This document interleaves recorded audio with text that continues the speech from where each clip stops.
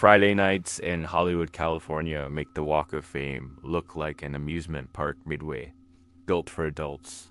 Flashes from tourist phones. Ricochet off souvenir windows, costumed superheroes, hustle selfies for tips, and baths from rooftop patios blurs with ambulance sirens on Vine Street.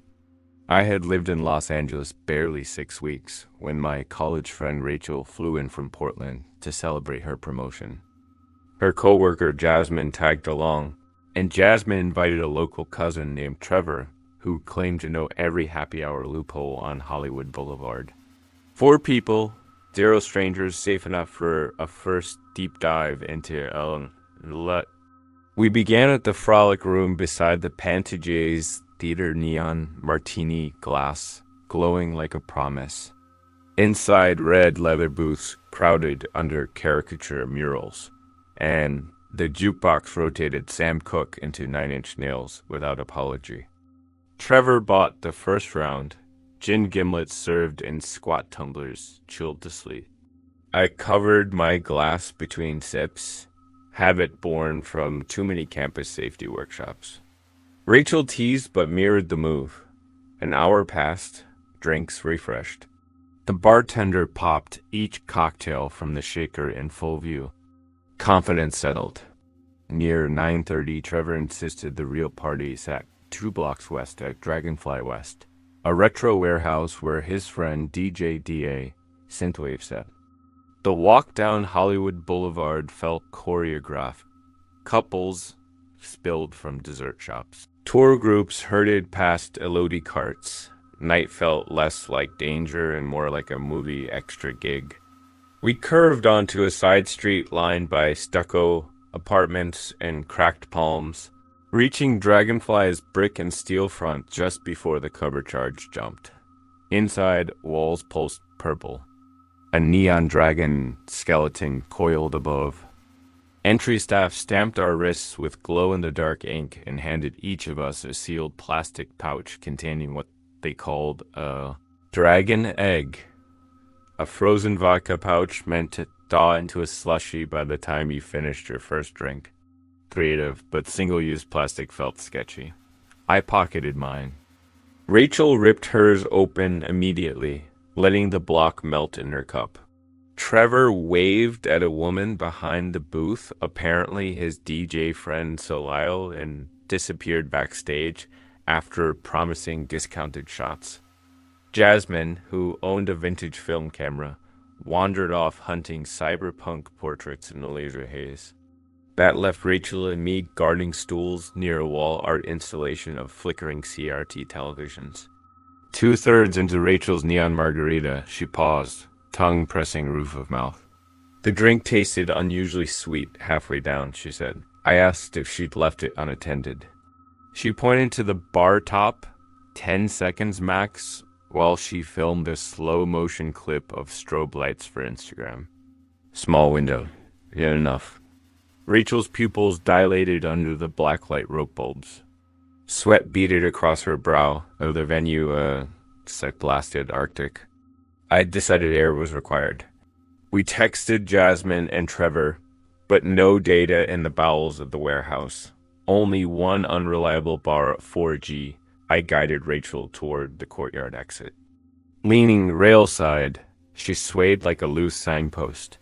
A staffer in a black hoodie with the Dragonfly logo materialized, asking if she needed the medical room. His badge said event safety in white block letters. I said we could handle fresh air. He insisted the patio was loud, offered to escort her to a lounge upstairs with cold packs and electrolytes. He gestured toward a stairwell marked staff only. My internal siren howled. Rachel muttered she just wanted water. The staffer nodded, disappeared behind the stairwell door. But as we hustled to the bar for bottled water, I saw the same staffer across the room, too far to reach that quickly if he truly walked upstairs. He chatted with 2 other men, each wearing identical black hoodies. Uniform could be legit, yet something felt off script. I bought sealed water bottles, forced Rachel to sip while we headed outside. The alley behind Dragonfly smelled of spilled rum and exhaust. Rideshare surge pricing flickered like a slot machine, but safety trumped money. Rachel leaned on a mural, eyes half-lidded. I tried calling Jasmine. Call failed. Trevor's phone bounced to voicemail. Car headlights pinched alley mouth. A white Dodge Charger rolled up, window down. The driver wore a black hoodie, Dragonfly logo on chest. He claimed the club ran courtesy lifts for sick guests, flashed a laminated pass that looked professional under sodium lights. He opened rear door, said the lounge with medic staff moved off-site due to renovations. He'd take us there in 2 minutes. Too convenient. I pulled Rachel backward. The driver's smile flattened. He glanced toward the building. The earlier staffer and one companion emerged through the emergency exit, scanning alley. They spotted us, headed over, hands in pockets. My pulse spiked. Charger driver revved engine. I hooked Rachel's arm, aimed for Main Street daylight. She staggered but moved. The staffer trio closed distance. One called that we were going the wrong direction for help. A distant siren on Hollywood Boulevard wailed. Foot traffic sounded closer. I yelled that we'd already phoned 911. The Charger fishtailed out, tires squealing. Staffers halted, hoodies now less uniform than costume. They reversed course, vanished through a side gate just as pedestrians spilled around corner. I flagged a rideshare with Rachel's phone battery 8%. Driver arrived in 2 minutes, female with dashcam recording red light rows. She saw Rachel's condition, flipped hazard lights until door slammed. En route to Cedars-Sinai urgent care, Rachel faded in and out, words slurring. Nurse triage tested her drink sample I'd capped inside the water bottle. Initial strip lit for GHB. Toxicology confirmed low but active dose. Quick fluids and time returned coherence by early dawn. Detectives arrived at hospital, hearing our description. They'd been chasing a pattern along Santa Monica and Hollywood. Fake event staff crews targeting clubs with hazy floor plans. They slipped dosing agents into open drinks, then staged medical removal via unmarked ride into a retrofitted warehouse 2 miles south where valuables vanished and victims woke alone. The Dodge Charger plates matched security footage from 2 prior assaults. Next afternoon, police raided a storage facility near Melrose after tracking hoodie purchases and cell triangulation. Inside, folding gurneys, saline bags for show, rows of stolen phones, purses, and 3 Dragonfly hoodies with event safety iron-ons. Arrested were 2 brothers, fired security guards, and a partner who rented the Charger. Sublingual GHB vials sat chilled in camera case phone. They faced charges, administering controlled substance, kidnapping, grand theft. Dragonfly management replaced staff hoodies with numbered vests and implemented RFID badge scanners. All bars under the same ownership now pass out tamper-evident drink lids with every order and refuse re-entry to anyone guiding patrons through staff doors without ID verification. Trevor, mortified, issued mass apologies. Soleo swore she'd vetted staff but never recognized the fake hoodies and strobe haze. Jasmine's camera captured time-stamped footage of one hoodie man trailing another woman a week prior, additional evidence. Rachel recovered physically, yet switched to canned seltzers. She opens herself. She designed silicone cup covers shaped like astronaut helmets and ships them to friends. I still visit music venues, but pocket receipt photos, record badge numbers, and memorize real exit routes before the first chorus drops. Because Hollywood taught me that predators don't always lurk in dark alleys. They tuck laminated badges into hoodies, talk of courtesy rides, and wait for neon sugar drinks to blur good judgment into the backseat of a car that never belonged to the club at all.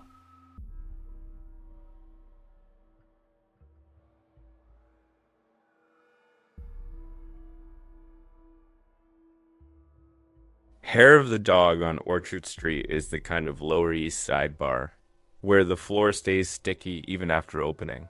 And Friday happy hour wings cost 25 cents if you also buy a bucket of Bud. I was 2 months into a software developer gig in Brooklyn when my childhood. Friend Nate rolled through New York for a legal tech conference and insisted we sample authentic Manhattan nightlife. Our foursome that night, me, Nate, his conference buddy Tamara, an IP paralegal from Atlanta, and my roommate Zoe. Bronx-born, city-wise, and armed with pepper spray disguised as lipstick. The after-work surge clogged every inch of Orchard by 7.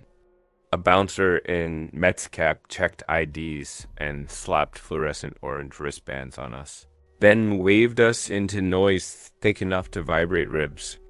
The bartender slid a plastic tray stacked 6 high with Bud Light bottles and tossed a fistful of wet napkins across the bar.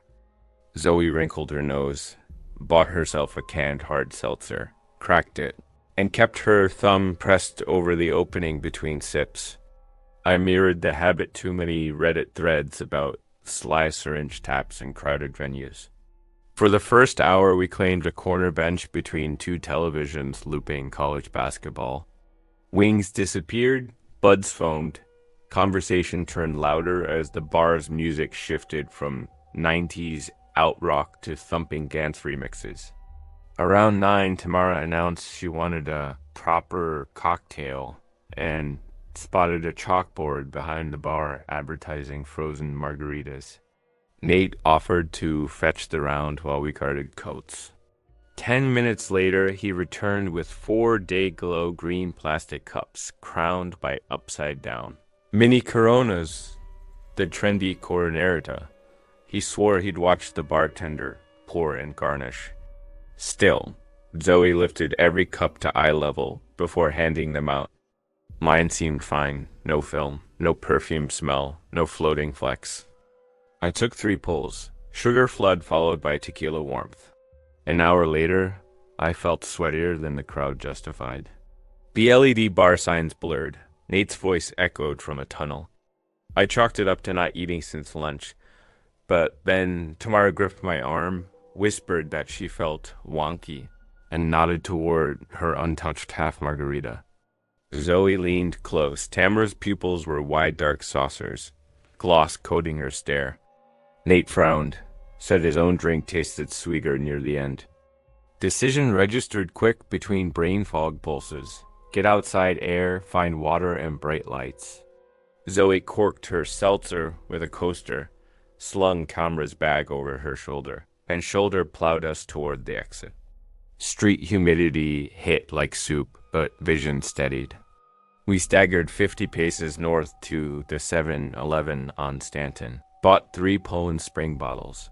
Tamara managed slow sips, yet complained her legs felt rubber. Zoe flagged a yellow cab, planning to drop Tamara at our Brooklyn apartment to sleep it off. While we waited curbside, a man stepped from Hair of the Dog, wiping hands on a bar towel. Tall, lean, mid-30s, black V-neck tee with the bar's logo. He asked if everything was okay, said he'd noticed our friend looked sick, offered to help bring her to a quiet back room staff sometimes use when patrons overheat. Zoe answered that we already had a cab and thanked him. His expression stayed polite, a faint smile that didn't reach his eyes. Cab arrived. Nate climbed in first, guiding Tamara. The staffer reached for Tamara's elbow, insisting they keep her inside where paramedics could find her quicker if she got worse. Alarm flared in Zoe's eyes. She blocked his hand, shut the cab door, slid into the front seat, and the taxi pulled into traffic. I waved thanks to the driver for easing out fast. I expected relief to wash over, but as we crossed Houston, the staffer emerged half jogging from Orchard. Phone to ear, eyes tracking the cab until lost in traffic glare. Honey's wormed. Nate texted updates. Tamara felt drowsy but coherent. Zoe promised to watch her, told us to finish night with coffee and call if symptoms worsen.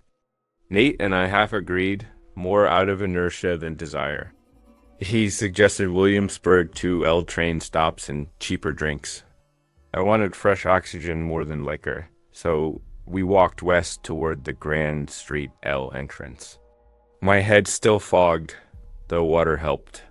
As we passed Ludlow, Nate paused at an A-team. I scanned sidewalk faces. A tall silhouette in black V-neck stood beneath a lamppost across the street. Folk casual, phone in hand, same staffer. Coincidence? Maybe finishing shift? Yet, when we crossed Allen toward the subway, he crossed too, staying half a block behind. Inside Grand Street Station, I skipped MetroCard, tap went straight to vending machine for another water. Nate swiped through turnstile. Staffer queued at machine next to mine, glance sliding sideways. He bought a single ride ticket, followed onto the Brooklyn-bound platform, lingered beneath the same ad poster. My pulse drummed louder than incoming train. I pulled Nate aside, muttered pattern. He suggested jumping into car 5 while watching if Staffer followed. Doors beeped. We boarded middle door of car 5. Our watcher entered car 6. Through windows we saw him move forward each station, car by car. At Morgan Avenue, I insisted we bail. We crossed the platform and rode an uptown train 3 stops back to First Avenue, then jogged upstairs. Street quieted compared to Orchard. Midnight wind scattered deli wrappers. We marched west toward busier First Avenue storefronts and ducked into a crowded vegan donut shop, hearts rattling. 2 minutes later, Staffer strode past the window, scanned inside, then continued south. Nate cursed. My phone buzzed. Zoe said Tamara thrown up twice, but improving. Plan to cab to NYU Langone EA to be safe. I typed summary of stalker's situation. She advised safe public place. Call police if needed. We waited until Staffer vanished, then left via a side door.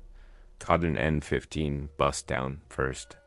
2 stops later, glancing out rear window, I spotted a black V-neck jogging sidewalk parallel to bus route. That cracked hesitation. We pulled the yellow cord, exited at a mid-block cluster of people outside Katz's Deli, and called 911. Uniformed officers arrived within 5 minutes. We described events, provided drink receipt screenshots, and physical description. Patrol scanned area but didn't spot him immediately. They advised filing full report. 15 minutes into statement. Radio chatter announced plainclothes unit near. East 4th Street detained a man matching description after he attempted to coax an intoxicated woman into a rideshare, claiming he was from the bar staff. Cuffed suspect carried hair the dog bar towel, employee-style receipt book, and a pocket vial half filled with colorless fluid later identified as GBL. Hair of the dog's real management told detectives the man, Daniel Fenton, had been fired a month earlier over skimming tips. Towel likely stolen. In his phone were time-stamped photos of drink trays inside multiple Lower East Side bars, notes on side entrances, and ride-hail license plates. Police linked him to 3 prior spiking reports where victims recalled a helpful bar employee guiding them outside. Toxicology from Tamara's EAA sample showed low-dose GBL consistent with eyedropper addition in sweet drinks. Because Zoe and Nate intervened early, absorption stayed minimal. She slept 18 hours but suffered no permanent harm. NYPD flagged Fenton with charges. Administering noxious substance.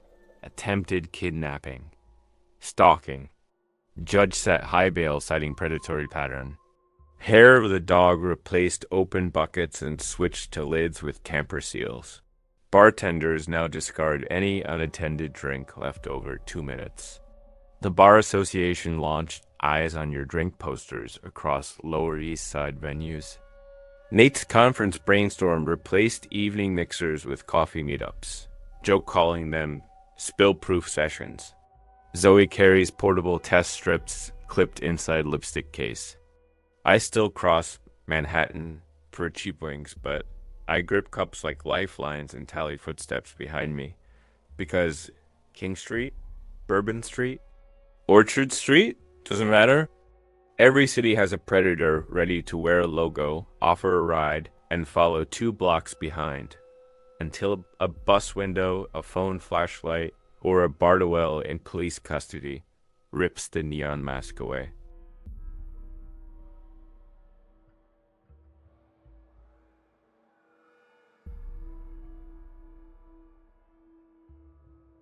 I was 23 and 6 months into my first post-college job in Austin when my friend Bree convinced me that a Friday night on 6th Street was the cure for a week of spreadsheets. 6th is the city's party artery. A row of neon signs, rooftop decks, and bass that rattles your ribs before you step inside. I'd been once during South by, but never on a normal weekend. Bree promised drink specials and a trusted safety circle, her coworker Jade and Jade's boyfriend Malik. I said yes, praying my budget would survive. We met near the Driscoll Hotel just after 9. Humidity wrapped every building like warm cling film, and music spilled from open doors in overlapping loops. Jade handed me a silicone bracelet with her phone number sharpied inside her habit since a college sorority seminar on public safety. Malik booked a rideshare back to our North Loop Street for 1:45 a.m., so nobody had to guess bus schedules. The first 2 bars were typical. Sticky floors, decent cover band, long wait for Lone Stars. Around 11, we ducked into the Red Horn, a thumping EDM club wedged between a pizza slice counter and a tourist t-shirt shop. Cover charge vanished from my wallet. Colored strobes swallowed us. The bartender mixed Texas tornadoes, vodka, peach schnapps, Red Bull, and stamped our wrists with a Longhorn skull. I'd guarded drinks since freshman year, but after the second tornado, Jade dragged us to the dance floor, leaving our plastic cups on a ledge beside a bouncer. 10 minutes later, sweat drove us back for sips. Mine tasted faintly sweet and flat. I assumed melted ice. A third of the cup remained when my vision pinched at the edges like someone dimmed a rheostat. Bree's face blurred. Bass lines echoed off tempo. I shook it off, blaming dehydration. A hand touched my elbow bouncer, saying my friends were at capacity and had stepped outside for air. He offered to walk me. I nodded, legs wobbly. As we pushed through bodies, another hand landed on my shoulder, Malik's. "We're all here," he said. Bouncer released me and melted into the crowd. The moment he vanished, clarity returned just enough to spark alarm. Malik's brows nodded. He'd never left the floor. We spilled onto 6th pavement. Air tasted of hot dogs and engine exhaust. Jade noticed my sway and suggested water. Malik fetched 2 bottles. I drank both. Bree whispered what everyone thought. My drink was probably spiked. Panic simmered, but we recentered, numbers intact. Phone functional. Rideshare time approaching. Midnight crowds thickened as bars prepared for last call. We decided to walk toward Congress Avenue Bridge, away from 6th Titus Knot, and wait for the car there. Halfway down Brazos Street, Malik stopped. Pointing across traffic, the same bouncer from Red Horn leaned against a graffiti-tagged pickup, scrolling his phone. He looked up, locked eyes, then returned to screen. Might be coincidence, but Jade's grip tightened on my wrist. We ducked into Halcyon Cafe, a late-night coffee bar for caffeine and bright lights. The staff let us sit without buying anything when Bree explained I felt drugged. 10 minutes later, my dizziness ebbed, replaced by adrenaline shakes. Jade called our rideshare to the cafe curb. Instead, the silver Hyundai arrived at 1:35 a.m. and driver named Andre with 4.97 rating. Malik asked him to drop Jade and him first since they live farther north. Bree and I would be last, 2 blocks from my apartment. Andre nodded, soft-spoken, eyes on mirror. Downtown lights slid by. I texted my location to my brother in Dallas, a habit I'd learned via true crime podcasts. At a red light, I glanced out the back window and froze. 2 cars behind. The graffiti tag pickup idled. Driver shadowed under ball cap. Could be paranoia, but goosebumps prickled. We crossed I-35, weaving into residential streets. Pickup followed every turn. Bree noticed too. Shoulders hunched. Malik told Andre someone tailed us. Andre made an unsignaled right. Circled a block. Pickup mimicked.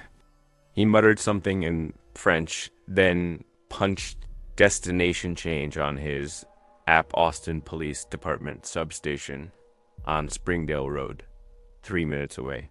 No one objected. Pickup accelerated, passed on the left, and braked hard ahead, blocking lane. Headlights blinded our windshield. Andre cursed, threw the car into reverse. Tires chirped. Pickup door open. The red horn bouncer jumped down, one hand behind back. Andre reversed around corner, engine whining, while Malik dialed 911. Pickup fishtailed, regained chase. 2 turns later, blue strobes flashed from the substation drive. The pickup skidded, tried to U-turn, but patrol SUV boxed it. Officers emerged, weapons drawn. Bouncer froze, hands up. A second man, barred back uniform, slid from passenger seat, attempted sprint, tackled by Andre of all people, who turned out to be an off-duty EMT moonlighting rideshare shifts. Reflexes kicked in. Statements blurred. Officers separated us, took photos of the wrist stamps. My half-empty cup, the torn napkin Jade found in my purse reading Room 23 Driscoll. Search of pickup uncovered hotel keycards, 5 vials of liquid GHB, and phone screenshots of rideshare license plates, including ours, plus dozens of photos of intoxicated women leaving bars. Detectives said the duo targeted tourists, spiking unattended drinks, then posing as security or rideshare drivers. Women who wobbled alone got offered hotel. My group staying together derailed Plan A. Plan B was follow and intercept. The Driscoll keycards matched a room rented under stolen ID. Inside, police found phones, wallets, and passport photos of at least 6 victims. News later reported 2 unsolved assaults, now connected by DN Lab, drew my blood before sunrise. Trace amounts of GHB confirmed our suspicions. Bouncer real named Charles Martin from Baton Rouge pled guilty to multiple counts of aggravated kidnapping, poisoning, and assault. His accomplice, Diego Ruiz, faces trial next month. The Red Horn's owner fired staff, installed 16 new cameras, and enforces strict drink watch policy. Andre got a Civic Bravery Award. Rideshare covered interior cleaning and bonus pay. Malik still jokes about Uber to the cops, but he checks mirrors now. Jade prints fresh Sharpie bracelets for every night out. Bree hasn't set foot on 6 since. As for me, spreadsheets feel comforting after tasting how thin the line is between neon fun and predatory shadows. Now I clutch my drink, scan exits, and note license plates. Because 6th Street taught me that danger doesn't prowl dark alleys. It stands behind velvet ropes and a security shirt, ready to slip something sweet into the bass beat of a good time and follow you all the way to a hotel room you never booked.